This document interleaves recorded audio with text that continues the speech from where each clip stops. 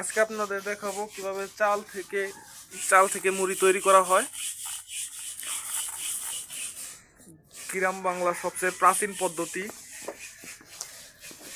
এখানে চাল গরম করা হচ্ছে জাল দিয়ে আগুনে, মাটির চুলায়।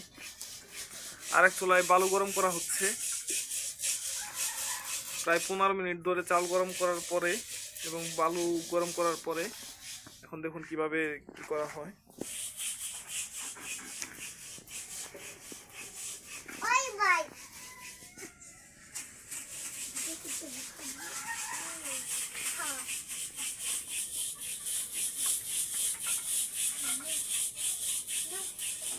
দেখতে থাকুন।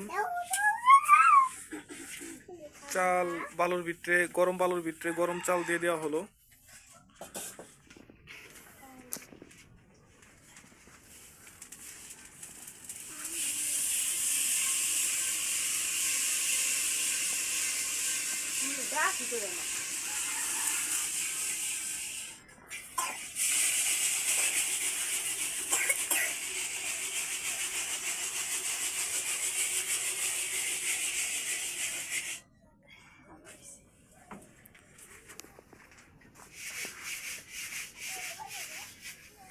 চাল থেকে হয়ে গেল মুড়ি।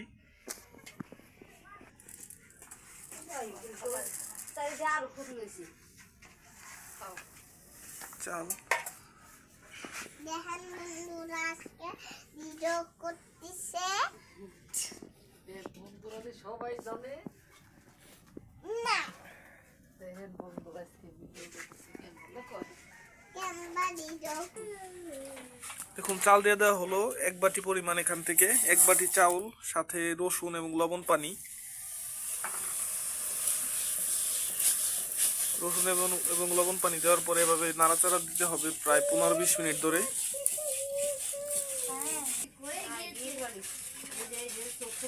কি করছিস